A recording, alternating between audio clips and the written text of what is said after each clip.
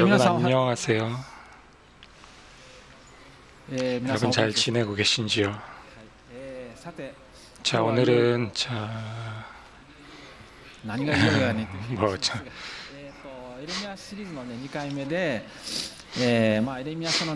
에레미야 두 번째로 이제 가운데 들어가기 시작하는데요. 첫 번째에서는 에레미야 시리즈 진행하는 방법으로서 하나님의 말씀을 가능한 함께 소리내서 읽고 또 시대적 배경도 가능한 쉽게 전달해 드리겠다라고 말씀드렸는데요. 그것을 오늘부터 실천해 보고자 합니다. 여러분 성경을 봐주십시오. 에레미야 1장 1절에서 3절 함께 읽도록 하겠습니다. 1절에서 3절입니다. 준비되셨나요? 베냐민 땅 아나돗 제사장들 중 힐기야의 아들 예레미야의 말이라.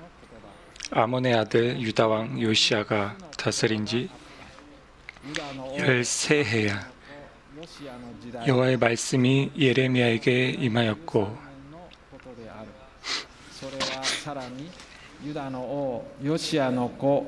요시야의 아들 유다의 왕 요아킴 시대부터 요시야의 아들 유다의 왕 시드기야의 제11년 말까지 곧 다섯째 달에 예루살렘이 사로잡혀 가기까지 임하니라.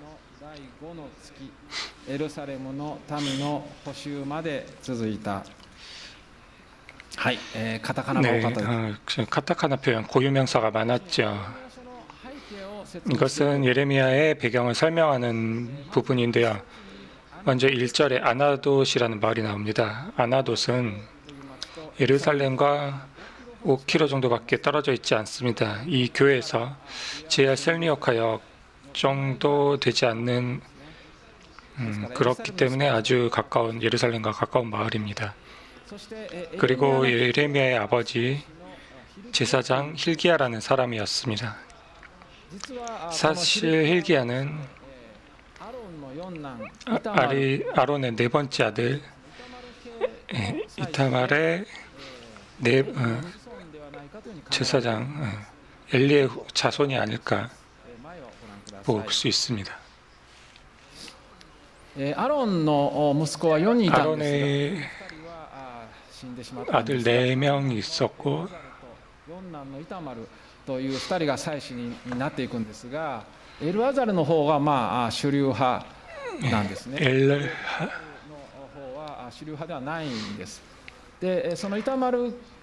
이타마르의 자손으로 인해서 실론의 엘리라고 있는데 이 엘리는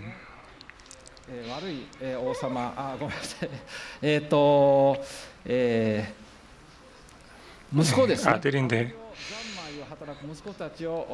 그 악행을 저지른 아들들에게 엄하게 범하지 않아서 하나님으로부터 축복을 잃어버린 제사장이었죠.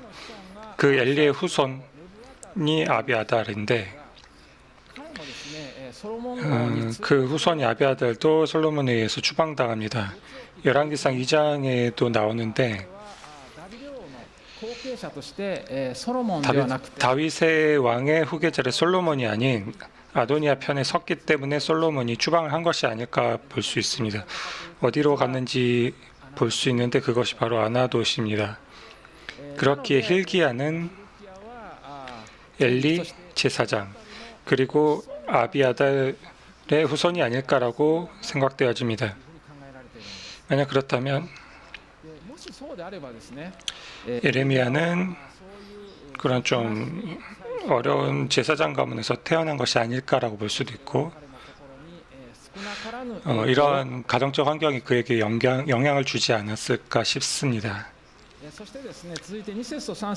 2절, 3절에는 예레미야의 활동 기간이 적혀 있습니다. 요시야 왕 13년부터 시드기야 왕 11년 말 예루살렘이 이제 잡혀서 가기 전까지라고 되어 있는데요. 이것이 어떤 시대였을까요? 한마디로 말하면 유다 왕국이 강대국들의 이해관계에서 휘둘려지고 삼켜져 가던 시대인데요. 대국이란 아수르, 애굽, 그리고 바벨론이죠. そして国内でも 그리고 그 유다 국내에도 우상 숭배가 만연하였고 사람들이 점점 계속해서 타락해가는 어두운 시대였습니다. 예레미야가 활동했던 그런 시대입니다. しかしエレミヤの活動のスタートは 에레미야가 활동을 시작한 때 요시야 왕 13년은 기원전 627년이 되는데요. この時は実はですね 이때는 とても 아주 좋은 시대였습니다. 요시야 왕은 아주 좋은 왕, 아주 훌륭한 왕이었기 때문입니다. 여기서 뭐 선하다, 악하다 이런 건 업적이나 인품을 말하는 것이 아니라 하나님을 대한 자세, 즉 믿음이 좋은가 나쁜가를 의미합니다. 요시야 왕에 대해서 성경은 이렇게 말하는데요. 열왕기하 23장 25절 앞에 화면을 봐주십시오. 列王記第2 20 열왕기하 23장 25절입니다. 요시야와 같이 마음을 다하여 뜻을 다하여 힘을 다하며 모세의 모든 율법을 따라 여호와께로 돌이킨 왕은 요시야 전에도 없었고 후에도 그와 같은 자가 없었더라. 彼のようなものは一人も起こらなかった。聖書がですね 성경에서 이렇게까지 칭찬하는 것은 드문 일인데요. このヨシア 요시야 왕은 わずか8歳で 불과 8살에 왕이 되었습니다. そしてその18 그리고 18년 뒤에 예루살렘 성전을 수리하던 가운데 율법의 책을 발견하였습니다. 그것을 읽고 하나님의 그런 격렬한 진노를 알게 된 요시야는 나라를 구하기 위하여 종교개혁 운동을 시작하였습니다. 彼はですね 그는 우상을 철저하게 정말 철저하게 파괴하였고 우상 숭배가 행해지고 있던 각처의 모든 산당들을 제거하였고 그리고 그동안 지켜지지 않았던 유월절을 성대하게 지켰습니다. 그런 요시야였지만 갑자기 39세의 젊은 나이에 죽고 맙니다. 강대국들의 세력 싸움에 휘말린 결과였죠. 예, 앞에 화면을 보실 수 있는데요. 기원전 700년대부터 600년대까지는 그 시대는 아수르의 시대였습니다. 녹색에 있는 부분처럼 정말 넓은 지역을 지배하였습니다. 북이스라엘도 기원전 722년에 아수르에 의해서 멸망당했습니다. 그리고 기원전 620년 정도 되면 아수르의 세력이 약하여지고 그것을 대신할 힘을 길러간 곳이 메디아 바빌론이었습니다. 이 두 나라와 아수르가 여러 곳에서 전투를 반복하였습니다. 그곳에 개입하게 된 것이 애굽인데요. 기원전 609년 애굽왕 느고 2세가 아수르를 지원하기 위해서 유다 왕국을 가로질러 진군해 왔습니다. 느고 2세는 요시야에게 당신을 치러 온 것이 아니야라고 말하였지만 요시야 왕은 그 말을 듣지 않고 애국과 싸우다가 죽고 말았습니다.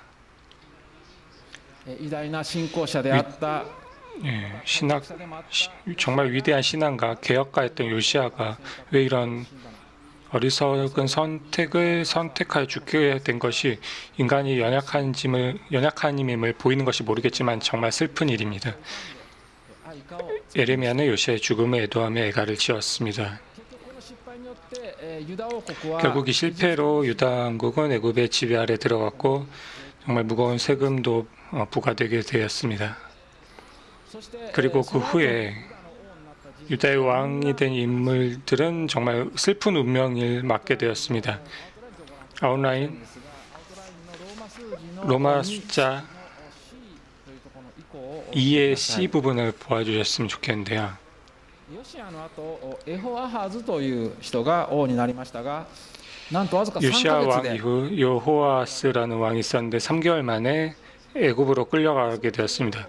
그 다음 왕은 요아킴인데 무려 기원전 605년 갈그미스 전투에서 애굽이 바벨론에게 패배하게 되는데 유다 왕국은 이번에는 이제 바벨론 지배 안에 들어가게 됩니다. 요아킴은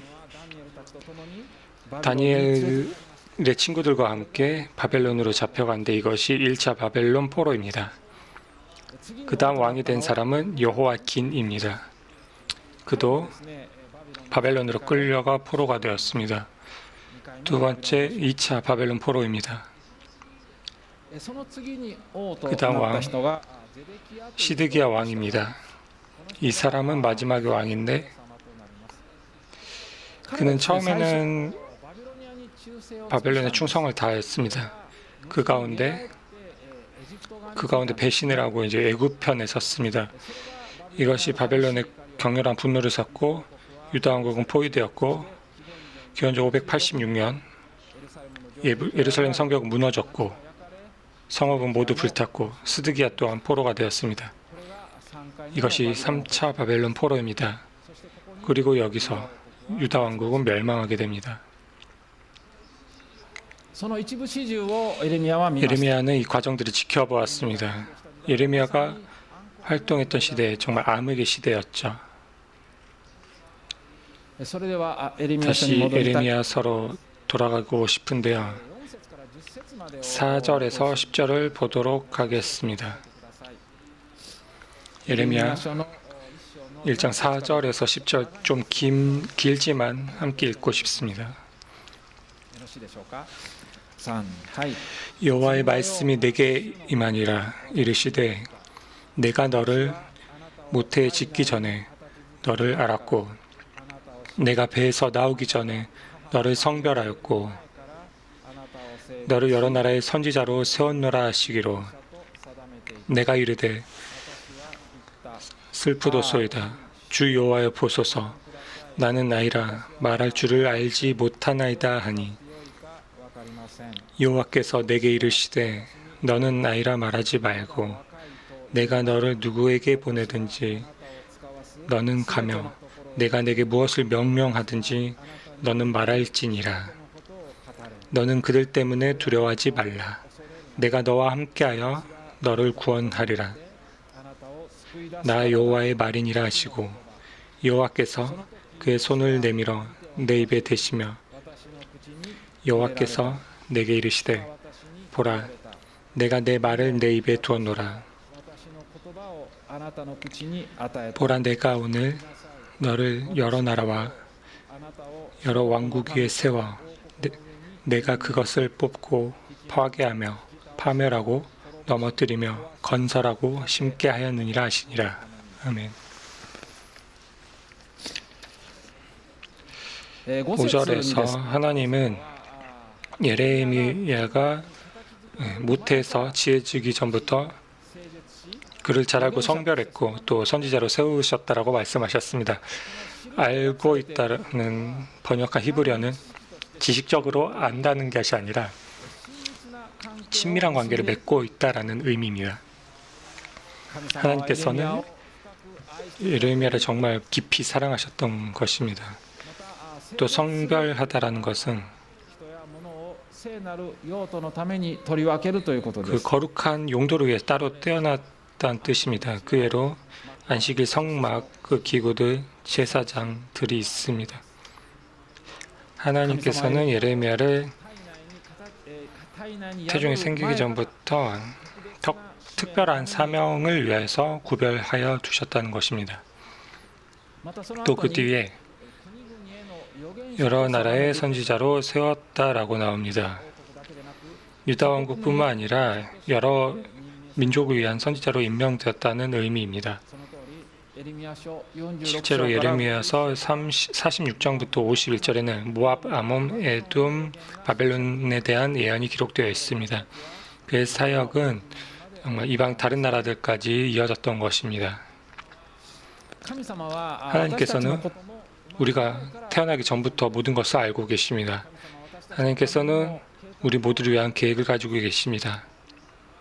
여러분 가운데서 하나님께서 나를 위한 계획을 가지고 계신다고라고 정말 믿겨지지 않을 정도로 괴로운 일들이 각자 있을지도 모릅니다. 그렇지만 하나님께서 우리를 사랑하신다는 것, 우리를 가치 있는 존재로 보신다는 것은 이것이 바로 성경의 대원칙입니다. 그리고 동시에 우리의 인생에는 또 우리의 많은 고난이 있다라는 것도 대전제이기도 합니다. 성경에 나오는 정말 신앙의 선배들도 모든 많은 고난의 인생을 걸어갔습니다. 예레미야도 그랬습니다.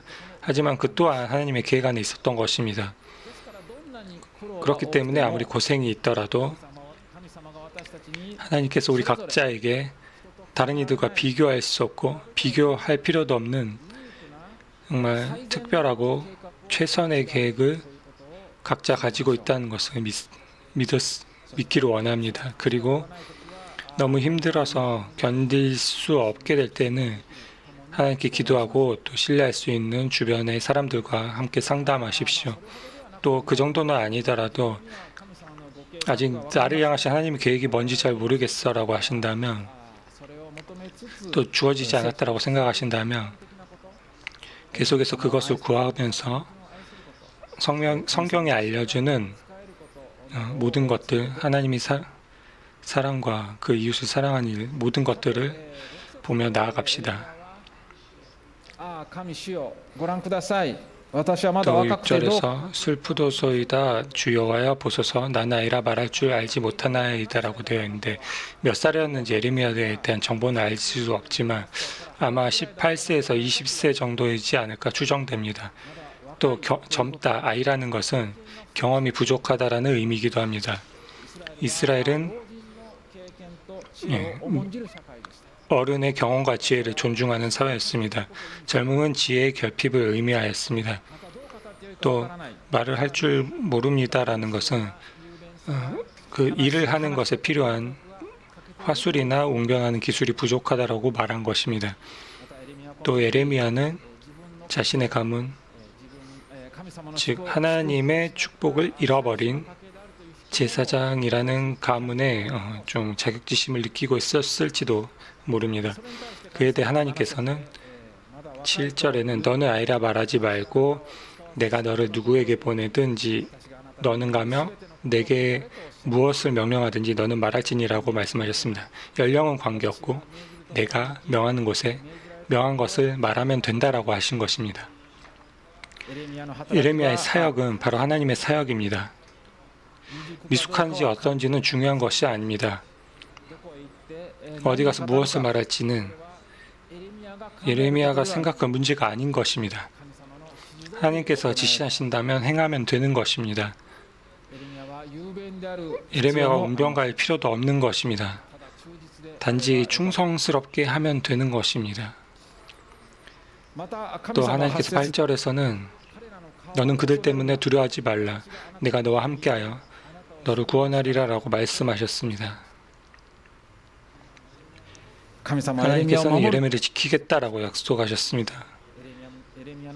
아마 예레미야의 마음에 두려움이 있지 않았을까 싶기 때문입니다. 권력자들을 위협하며 권력자들은 여러 가지 위협으로 선지자들의 입을 막으려 합니다. 또 사람들은 변덕스럽습니다. 하지만 하나님께서는 그걸 두려워하지 마. 내가 너를 지킬 것이다. 너를 구원하실 것이다 라고 약속하신 것입니다. 실제로 예레미야는 투옥되기도 했고 추방되기도 했고 구덩이에 던져지기도 하였습니다. 하나님께서는 그것을 막지 않으셨습니다. 하지만 그 가운데서도 건져내 주셨습니다. 마찬가지로 우리도 인생에서 여러 가지 폭풍을 만납니다. 하나님께서는 그 폭풍을 만나지 않게 하시지 않습니다. 하지만 그 폭풍 가운데서도 하나님께서는 우리와 함께 하시며 또 우리를 구원하여 주십니다. 그리고 9절을 보면 하나님께서 손을 내밀어서 예레미야 입에 대셨다라고 나옵니다. 그리고 보라 내가 내 말을 내 입에 두었노라 라고 말씀하셨습니다. 이것은 환상의 형태로 나타난 것으로 보이는데요. 이러한 방식으로 하나님이 나타나신 것은 하나님의 정말 크신 사랑입니다. 예레미야, 무엇을 말할지 걱정하지 마라. 내가 그것을 너에게 줄 것이다 라고 하신 의미입니다. 이 환상은 정말 예레미야를 크게 격려하여 주었습니다. 예레미야의 확신을 더욱더 깊게 하였습니다. 그리고 동시에 정말로 예레미야의 말에 영적인 권능이 부여되었을 것이라고 생각됩니다. 하나님의 사랑의 표현이죠. 하나님께서는 그 후에 예레미야가 전해야 할 메시지 내용을 보여주셨습니다. 10절, 보라 내가 오늘 너를 여러 나라와 여러 왕국 위에 세워 내가 그것들을 뽑고 파괴하며 파멸하고 넘어뜨리며 건설하고 심게 하였느니라 라고 되어 있습니다. 이것은 예레미야가 열방을 향하여서 심판과 축복의 메시지 모두 전할 것이다 라는 의미입니다. 뽑고 파괴하며 파멸하고 넘어뜨린다는 것은 심판의 선고를, 건설하고 심는 것은 축복의 선고를 나타냅니다. 또한 예레미야의 예언은 유다 왕국뿐만 아니라 다른 나라들에게도 영향을 미쳤습니다. 구약 성경 읽을 때 중요한 것은 하나님께서 유다와 이스라엘에 행하신 일이 그 전 온 세상 가운데 사람들이 향한 메시지라는 사실입니다. 오늘을 살아가는 우리에게도 그 메시지는 아주 중요합니다. 그 눈으로 구약 성경을 볼 필요가 있습니다. 오늘은 예레미야의 소명에 대해서 살펴보았습니다. 하나님은 예레미야에게 직접 말씀하시고 또 직접 만지셨습니다. 이것은 정말 특별한 경험이죠. 의심할 여지 없는 명확한 부르심입니다. 우리가 그러한 부르심을 받는 일은 아마도 없지 않을까 싶습니다. 또 예레미야처럼 모든 나라에 가라. 갈 곳도 전할 말도 내가 모든 걸 줄 테니 너는 전하기만 해라는 그런 부르심이 있을지 없는 아마도 없지 않을까 싶습니다. 우리는 애초에 무엇으로 부르심을 받았는지 잘 모르기도 하고 부름받았다 할지라도 훨씬 작고 당연해야 할 일들이 아마 우리에게 주어질 것입니다. 하지만 하나님 위해서 행해진다면 정말 작고 아주 당연한 일이라도 그 가운데 영원한 가치가 있습니다. 그러므로 지금 각자 하고 있는 일들이 하나님의 소명이라 생각해도 좋을 것입니다. 그리고 지금 하고 있는 일을 그만두고 또 다른 길에 나아가는 것 또한 하나님의 소명일 수도 있습니다. 저는 그렇게 생각합니다. 그렇게 변화해 가는 것이 바로 하나님의 계획일지도 모릅니다. 아주 중요한 것은 경직되어 생각하는 것이 아니라 항상 내가 무엇을 할 수 있을지 생각하고 또 기도하고 그것이 하나님의 뜻이다라고 여겨진다면 바로 한 걸음 내디뎌 나가는 것입니다. 유연함도 중요합니다. 굳건한 확신이 있다 할지라도 또 어떤 것이 우리의 독단적인 행동이 될 수도 있기 때문입니다. 그리고 또 하나 중요한 것은 우리의 약함이 바로 우리의 강함이라는 성경의 원칙이라는 것입니다. 예레미야는 강한 사람이 아닙니다. 아주 엄청난 사명을 부여받은 사람이라고는 믿기지 않을 정도로 아주 섬세한 사람이었던 것 같은데요. 하지만 하나님은 그런 예레미야를 선택하셨습니다. 우리도 각자 늘 연약함을 깨닫게 됩니다. 어쩔 때는 좀 활기차게 할 수 없을 때도 있습니다. 싫은 일에 휘말리기도 하고 또 기분이 가라앉을 때도 있습니다.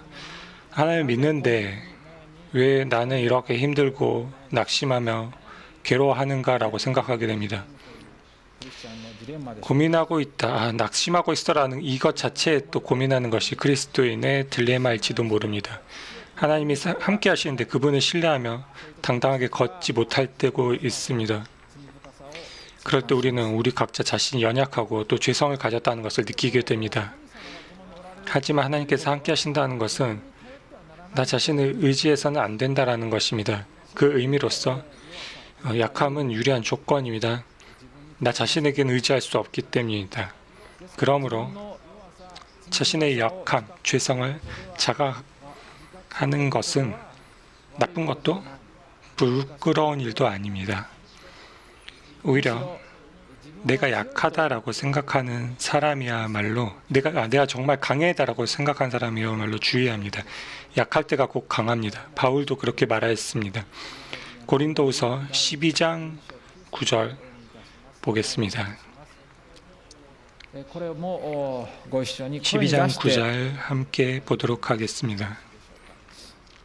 3はい 나에게 이르시기를 내 은혜가 내게 족하도다.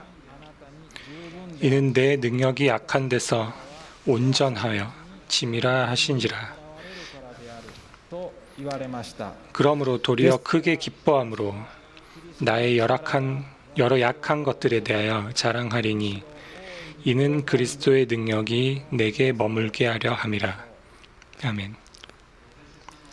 중요한 것은 좌절하고 낙심하더라도 우리가 성실하게 살아가는 것입니다. 하나님은 크고 위대하십니다. 그리고 결코 우리를 그렇게 버려두지 않으십니다. この方を 주님을 우리 계속해서 바라봅시다.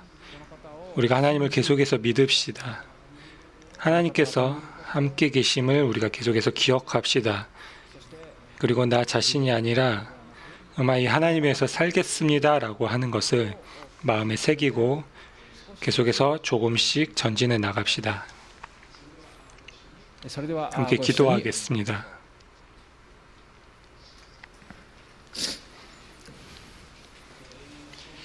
오늘 예레미야 소명에 대한 말씀을 보았습니다. 하나님은 우리에게도 계획을 가지고 계십니다. 부디 우리가 그 계획의 길을 바르게 걸어갈 수 있도록 하여 주시옵소서. 잘못된 길에 빠지지 않고 작은 일이라도 우리가 성실하게 행해 나갈 수 있도록 지금 하나님께 기도합니다.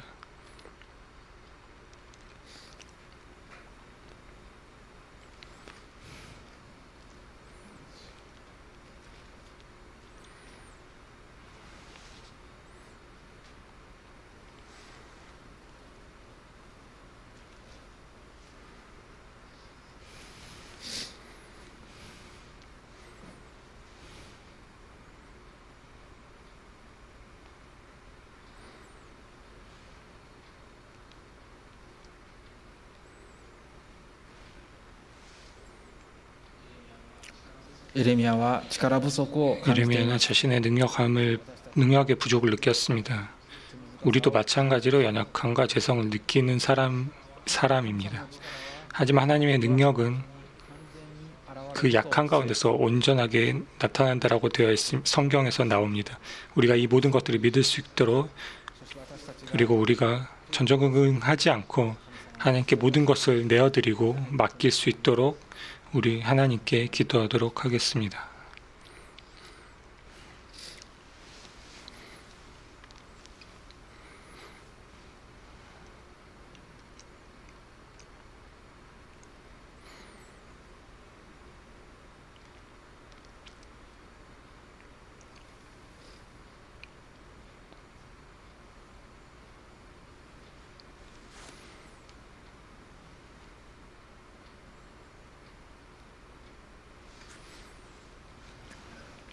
하나님, 예레미야는 자신의 나라가 멸망해가는 암흑의 시대를 살았던 선지자입니다. 그러한 어려움 가운데서 사명을 다했던 위대한 선지자입니다.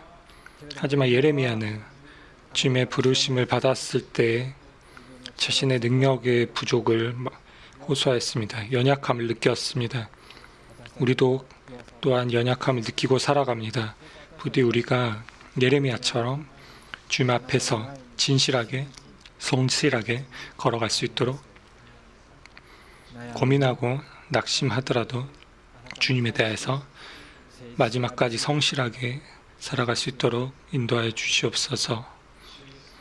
주 예수 그리스도의 이름으로 기도드렸습니다. 아멘. 여러분 가운데서 아직 성경에 잘 모르거나 그리스도의 십자가의 의미를 모르는 분들이 계실 것입니다. 그리스도의 십자가는 바로 그런 여러분들을 위해서 이루어진 일들입니다. 성경은 천지 만물을 만드신 하나님의 계심을 알려줍니다. 하나님이야말로 모든 것의 중심이시고 모든 것 위에 계신 주권자이십니다. 하지만 인간은 그 하나님 앞에서 죄를 범하였습니다. 첫 인간인 아담과 하와가 하나님께서 금하신 열매를 먹는 죄를 범하였고 하나님으로부터 멀어지게 되었습니다. 그리고 그 자손에 있는 모든 인간은 죄의 성품을 물려받았고 실제로 죄를 지었습니다. 모든 사람에게 죄가 있고 모든 사람이 죄인이라는 것은 성경의 가르침입니다. 그렇게 많은 사람들은 나쁜 사람이 아니겠지요. 하지만 그 내면에는 어두운 부분이 있지 않을까요? 완전 무결하신 하나님 앞에서 나는 의롭다라고 말할 수 있는 사람은 아무도 없습니다. 그것이 바로 모든 사람은 죄인이라는 의미입니다. 그리고 죄는 형벌이 따릅니다. 죄 있는 사람은 죽은 뒤에 하나님의 심판을 받고 하나님으로부터 영원히 격리되어진다라고 성경은 말합니다. 그것은 영원한 멸망입니다. 그것은 상상을 초월하는 고통과 비참함이며 또 계속해서 지속됩니다. 하지만 하나님은 죄 있는 우리 한 사람 한 사람을 개별적으로 이름을 불러주셨고 아주 깊이 사랑하고 계십니다. 그래서 우리를 영원한 멸망에서 구원할 길을 인도하여 주십니다. 바로 이 모든 것이 예수 그리스도의 십자가입니다. 그리스도는 하나님이 사람이 되어 오신 분입니다. 그렇기에 단 하나의 죄도 없습니다. 그 그리스도께서 여러분이 잘 알다시피 십자가에 달려 죽으셨습니다. 이것은 왜인가요? 그 모든 건 우리를 위함이었기 때문입니다. 우리의 죄를 대신하여 받으시고 그리스도께서 죽으신 것입니다. 원래대로라면 우리 자신이 받아야 할 죄 형벌을 그리스도께서 대신하여 받으신 것입니다. 그 대속의 십자가로 인하여서 하나님께서 우리의 죄를 용서해 주신 것입니다. 우리 안에는 앞으로도 계속 죄가 남아있겠지만 하나님께서는 십자가의 대속함으로 우리를 죄 없는 자로 여겨주십니다. 그리고 우리를 당신의 자녀로 삼아주셨고 영원한 멸망이 아니고 영원한 생명, 영원히 하나님과 함께하는 새 생명을 주셨습니다. 그리스도의 십자가가 나 자신을 위하였음을 각자 개인이 감사하며 받아들일 때에 하나님께서는 그 믿음을 보시고 모든 죄를 용서해 주시고 하나님의 자녀로 삼아 주시고 영원한 생명을 주십니다. 함께 기도하도록 하겠습니다. 이 기도를 함으로 어떤 사람이고 가정의 종교가 무엇이든지 지금까지 어떤 삶을 살아왔을지라도 모든 죄가 용서받게 됩니다. 제가 짧게 끊어서 기도하도록 하겠습니다. 소리를 내지 않아도 되니 저를 따라서 마음으로 기도해 주십시오. 기도하도록 하겠습니다. 하늘의 하늘의 하나님이라고 우리 기도하겠습니다. 당신 앞에서는 저에게도 죄가 있습니다. 예수 그리스도께서 십자가에 달리신 것이 저의 대속이며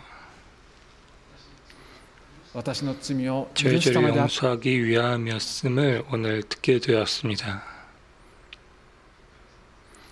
하나님 감사합니다.